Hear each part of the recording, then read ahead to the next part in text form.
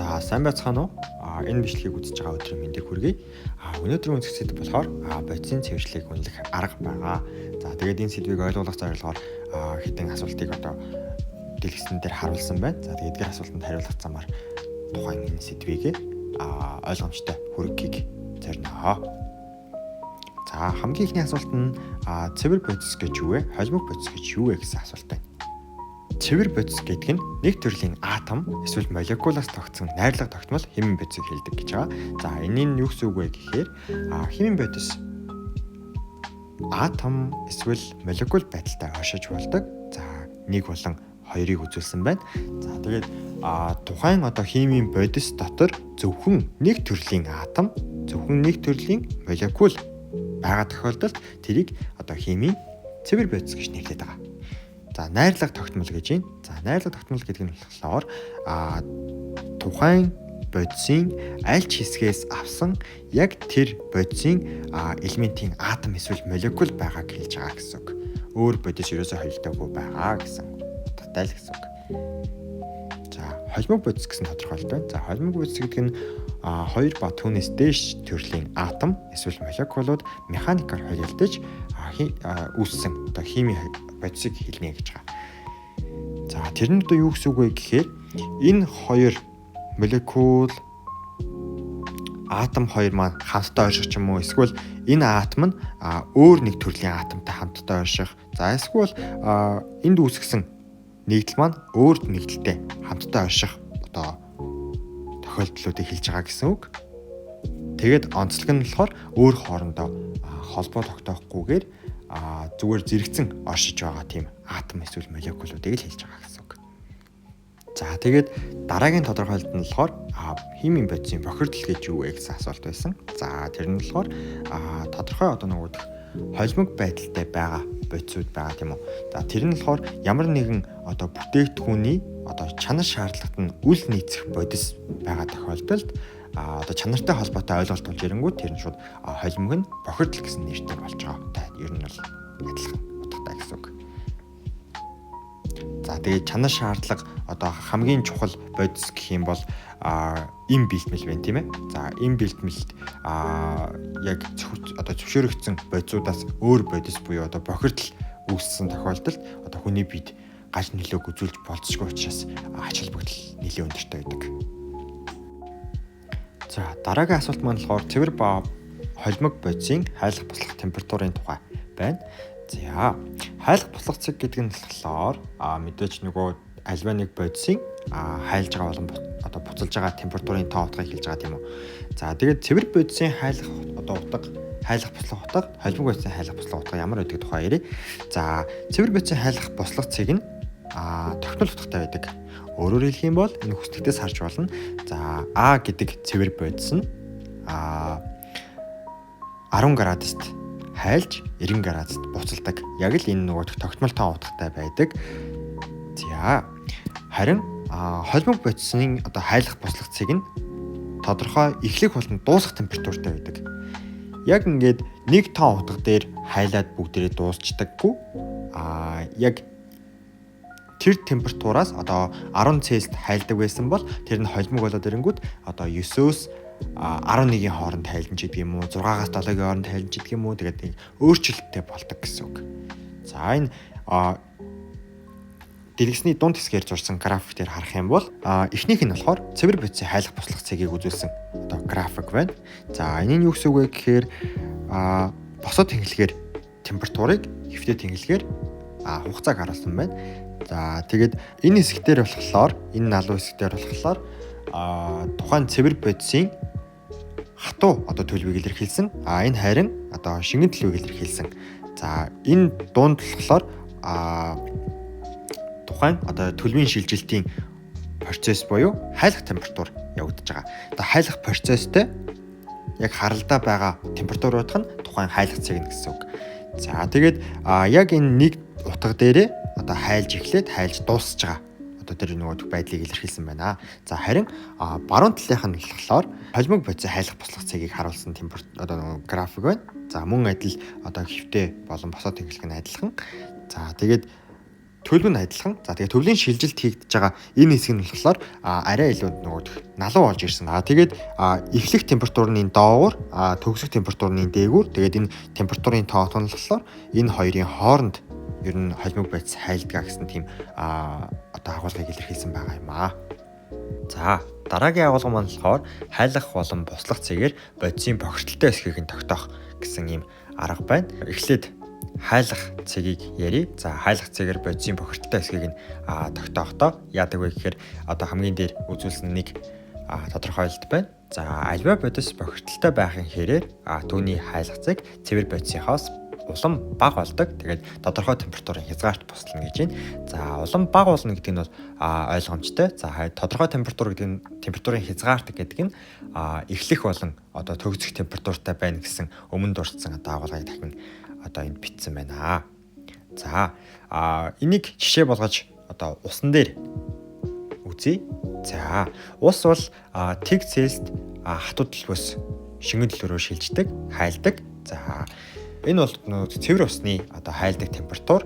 За тэгээд ус бохирдолтой байжгаад тохиолдолд тэг Цельсиэс улам бага буюу хасах Цельсид ус болж хувирах тийм процесс явагддаг. За үүний хамгийн ойрын жишээ гэх юм бол өвөл замын одоо цасыг хайлуулах зорилгоор, хурдан хайлуулах зорилгоор зам дээр бол давс цацдаг. За тэгээд энэ усны найрлагад давс оруулж өгснөөр хайлах температурыг нь хасах 10 Цельс хүртэл бууруулж болдог гэсэн үг. За тэгэхээр одоо цас хурдан хайлснаар хальтргаа гуулга үүсгээс одоо сэргийлж байгаа юм нэг арга байдаг гэсэн үг. За буслах температурын хувьд альва одоо химийн бодис бохирдолтой байхаа ирээр түүний буслах цэг нь цэвэр бодисынхоос улам их болдог. Тэгээд мөн адил дахиад тодорхой температурын хязгаарт буслана гэсэн ийм тодорхойлолт байдаг. Дахиад усан дээр жишээ авах юм бол ус одоо бохирдолтой ус байлаа гэж бодоход тэр ус нь 100-аас дээш одоо Цельсийн температурт буцалдаг болно гэсэн үг. Жишээлбэл одоо 105, 110 ч гэдэг юм уу те. За тийм байгаа гэсэн үг. За сая олж авсан мэдлгүүд дээрээ тулгаарлаад хоёр татгал ажиллаж үзье. За эхнийх нь болохоор цэвэр этанол нь асах 114 Цельсиэд хайлж 78 Цельсиэд буцалдаг. За глюкоз уусгасан этанолын дижийн одоо бохирдолтой байгаа этанолын хайлах бутлах цэг нь ямар байх вэ гэсэн байна. За бохирдолтой этанолын хайлах цэг илүү бага одоо утгатай болох ёстой. Харин буслах цэг нь илүү их утгатай болох ёстой гэсэн тодорхойлдог бол өмнө уншсан. За тийм учраас 78-аас их нь 79 байж болж байна. За тэгээд 110 асах 114-өөс илүү бага гэхлээр асах 116 гээд зөв хариулт нь бий болж байгаа гэсэн үг.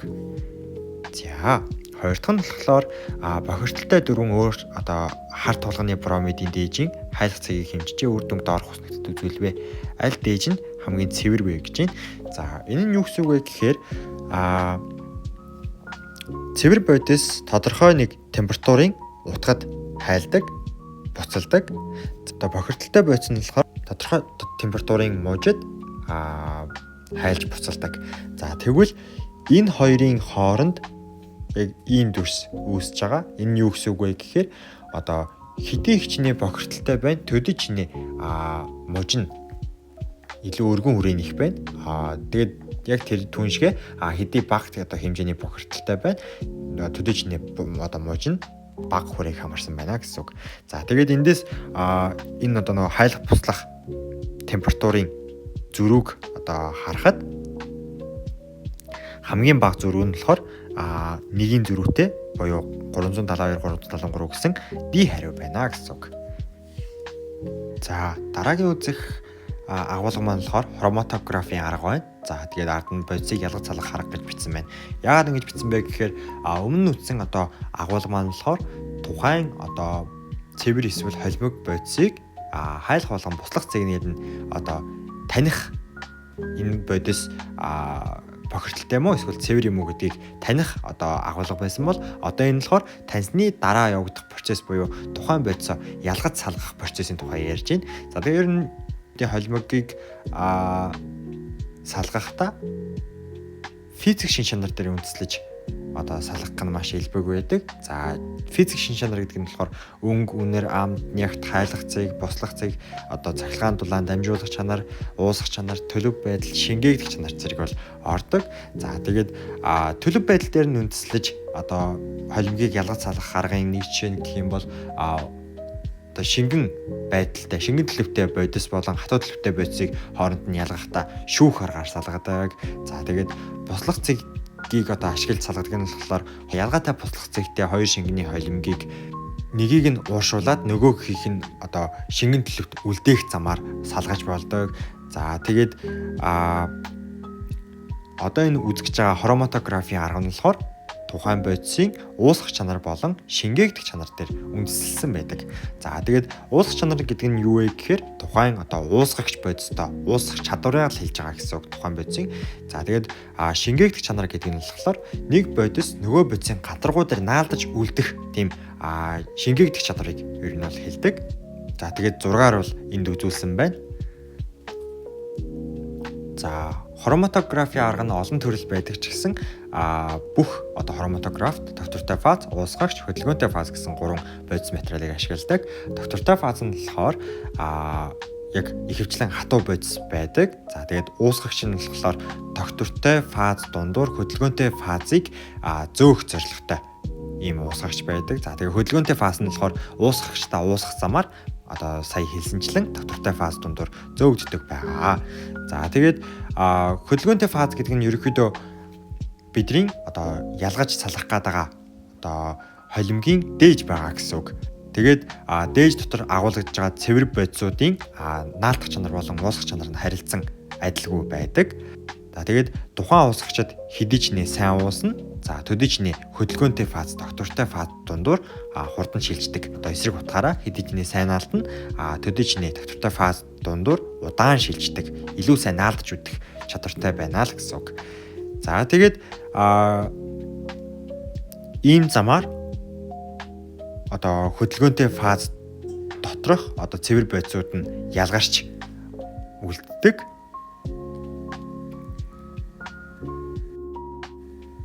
За тэгээд энэ хоёр шин чанараараа ялгаатайгаар шилжсэний үр дүнд бодисууд одоо өөрөөр хурдтайгаар шилжээд тус тусын бүсийг доктортой фаз дээр үүсгэдэг гэсэн үг. За тухайлах юм бол наалдах чанар ихтэй, уусгах чанар багатай одоо тухайн бодис нь нэг тийм хол шилжилт хийгээгүй байхад уусгах чанар ихтэй, наалдах чанар багатай тухайн бодис нь хол шилжсэн байдаг. За тэгээд энэ хоёр нь одоо нөгөөх гадаргуугаас нь гадна талаас нь харахад өнгөөрөө ялгаатай хоёр одоо бүс үүсгэсэн байдаг л гэсэн үг. За хроматографийн аргуудаас нэлээд олон төрөл байдаг. Тэгээд хамгийн энгийн төрөл нь болохоор цаасан хроматографийн арга байгаа. За цаасан хроматографийн аргын хувьд гэх юм бол мөн адил өмнөх одоо дурдсанчлан хөдөлгөөнтэй болон доктортой фазтай тэгээ уусгагчийг ашигладаг. Тэгээд доктортой фаз нь бол одоо тусгай хроматографийн цаас байдаг. За тэгээ хөдөлгөөнтэй фаз нь болохоор тухайн одоо нөгөө холимог бодисын дээж, за тэгээ уусгагч нь болохоор тохирох уусгагч байна. Хроматографийн цаас ашиглан холимогдох бүрэлдэхүүн бодисыг тогтоох ялгаж салгах аргыг цаасан хроматографийн арга гэнэ гэсэн. Цаасан хроматографийн арга хэрхэн явуулах вэ гэдэг талаар үзье. За хроматографийн цаас гэдэг нь болохоор яг энэ томоор тэмдэглэсэн бүтц байна. За энэ одоо бүтцийг болохоор хроматографаас графийн процессоос өмнө урьдчилан бэлтгээд одоо нөгөө тохирсон хэмжээтэй тайрч бэлтгэдэг. Тайрч бэлтгэснийхээ дараа цаасныхаа аль нэг үзүүрээс нь 1 см зайтайгаар эхлэх шугам зурж өгдөг. За зурж өгөхдөө болохоор ихэвчлэн харандаа ашигладаг. Яагаад харандаа ашигладаг вэ гэхээр энэ уусгагч дээшээ шилжих үед энэ нөгөө уусгагчтай уусдаггүй бодис байх шаардлагатай. Хэрвээ уусчих юм бол бас одоо нөгөө эхлэх шугам арилаад дээшээгээ шилжиж явчихна гэсэн үг шүү дээ. За тэгээд эхлэх шугам дээр тухайн одоо хөдөлгөөнтэй фаз буюу холимгийн дээжээ тавьж өгнө.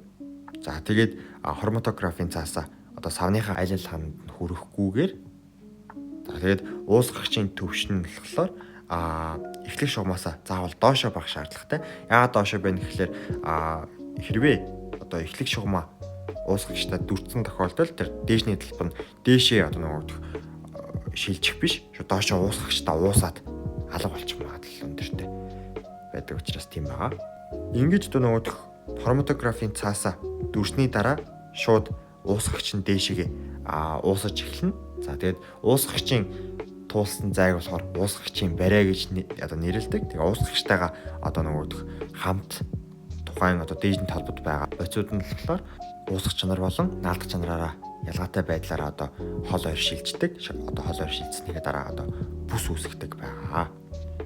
За тэгээд хроматографийн процесс явсны дараа иймэрхүү төстэй байдалтай таас үүсдэг. За тэгээд энэ хроматографийн процессын үр дүнд үүссэн энэ зураглалыг болохоор хроматограм гэж нэрлэдэг. Тодорхойлолт нь болохоор хроматографийн цаасан дээр ялгаран гарсан өнгө бүхий зураглалыг хроматограм гинэ гэсэн байна. За тэгээд энэ хроматограмаас дүгнэлт хийхэд бол яг эхлэх шугам энэ дээр байлаа гэж бодоход тухайн бодисууд нь яг дээшээ шилжиж байгаа. За дээшээ шилжихлээр яг дотор нь агуулгадж байгаа бодисууд тус тусынхаа бүсийг үүсгээд үлдсэн байна. За тэгээд хэдэн бүс үүсгэсэн байна гэхлээр хамгийн ард талын бодис дээр гэх юм бол 1 2 3 гэхлээр 3 төрлийн бодисоос тогтсон холимог бодис байсан байна гэдэг ч юм уу. Тиймэрхүү тодорхойлолт гаргаж ирж болдог. За тэгээд хэрвээ хроматограм нь ийм өнгө үүсэхгүйгээр угаасаа өнгөгүй бодисууд гэж байдаг. За тэдгээрийг болохоор яадаг вэ гэхээр яг хроматографийн процесс нь яг адилхан байдлаар явагдаад эцсийн үр дүнд илрүүлэгч уруулж гэж уруулжийг хроматограм руугаа цацаж өгснөөр тухайн өнгөгүй бодис нь тодорч өгдөг байх нэ. Өнгөтэй болгодог тийм илрүүлэгч уруулж буюу бодис байдаг гэсэн үг.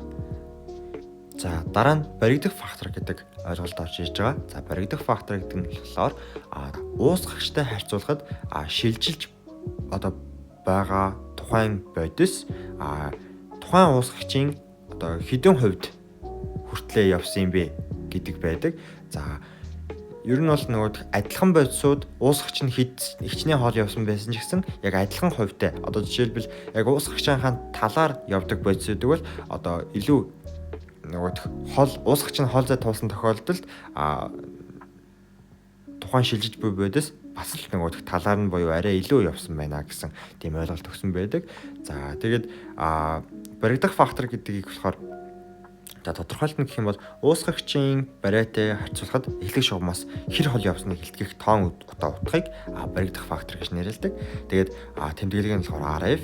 За тэгээд олготоо болохоор шинжилж буй бодисын зайг хуваадаг нь уусгагчийн туулсан зай. За тэдгэрийг болохоор хроматограм дээрээсээ шугам ашиглаж хэмжээд тэгээд олж болно. За жишээлх юм бол уусгагчийн туулсан зай арай өндрөөр үзүүлсэн байна. Шинжилж буй бодисын туулсан зай яг энэ дээр үзүүлсэн байна.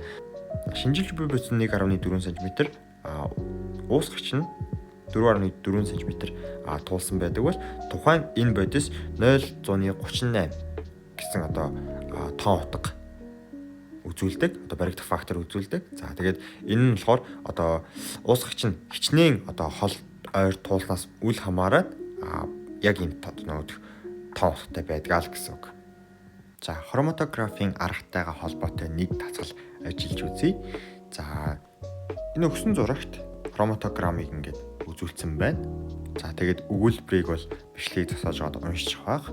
Энэхүү дасгалыг хийж эхлэхээс өмнө юуг анхаарах вэ гэхээр S гэдэг бодисын хроматограмыг гаргаж ирсэн. За тэгээд тэрэн дотор ямар бодис агуулгаж байгааг мэдхийн тулд өмнө нь яг дан бодисуудыг яг цэвэр бодисуудыг тус тусад нь хроматограм ашиглаж хроматографийн аргаар хроматограм гаргаж ирсэн. За тэгээд түүнтэйгээ харьцуулах замаар адилхан зай туулсан байх юм бол тэр бодис агуулгадж ийн гэсэн үг.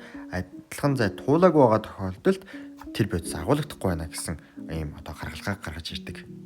За тэгээд аль мэдээлэл нь зөв бэ гэсэн 4 төрлийн өгүүлбэр өгсөн байна. Нэгдүгüүрт нь S нь 2 төрлийн будагч бодис агуулна. За S-ийн хроматограммыг харахаар 3 бүс үүсгэсэн байна. За 3 бүс үүсгэсэн гэдэг нь 3 төрлийн бодис агуулгаж байгаа гэсэн үг учраас эхний хариулт нь биш болж ирж байгаа. За хоёрдугаар хариулт нь X нь этанолд уустдаггүй гэсэн. За тэгсэн чинь бодлогын өгөгдөл болгож өгсөн өгүүлбэр дээр этанолыг хэрэгэлсэн гэсэн байгаа. Хроматограмм дээр бид нар X-ийг харахад X байрнаасаа огт хөдлөөгүй буюу эхлэх шугамтай адилхан тэр уусгагчтай уусдаггүй байна гэсэн тодорхойлолтыг бол гаргаж ирж болно. За тийм учраас 2 дугаар хариулт нь зөв буюу X нь этанолд уусдаггүй байх нэ. 3 дугаар хариулт нь S нь Y ба Z-ийг агуулна гэсэн байна. За Y бодисыг агуулж байсан бол S бодисын хроматограмм дээр энд зурсан шугамтай тэнцүү хэмжээний талб үүсгэх ёстой байсан, бүс үүсгэх ёстой байсан.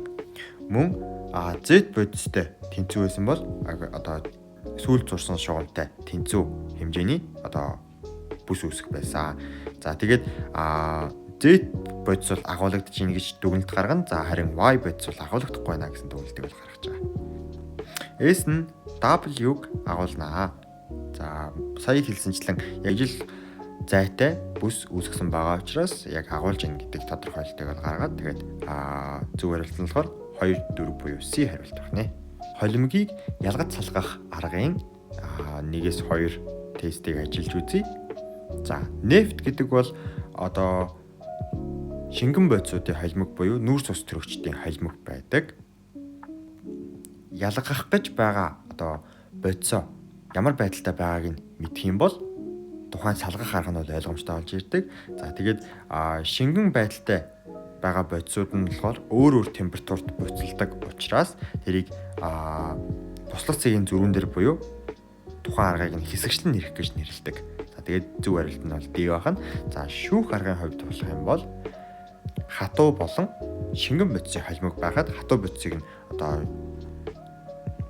ялгаж авах гэж байгаа бол шүүх аргаа хэрэгэлдэг. За сүүлийн дасгалыг ажиллая. Өгүүлбэрээ зохицож аваад уншсан байх гэж бодож байна.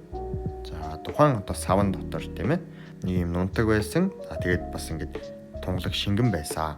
Энд нь бол 2 бодис агуулгадж байгаа. За уустдаггүй бодис нь бидний гаргаад авах гэдэг бодис биш учраас энийг шууд шүүх аргаар эхлээд авчин. Дараа нь болохоор уусдаг давс усан дотор ууссан байдалтай байгаа тохиолдолд тэрийг талсжуулах аргаар гаргаж авдаг. Шүүгээ талсжуулах буюу зөв хариулт нь D болж ирж байгаа гэсэн үг.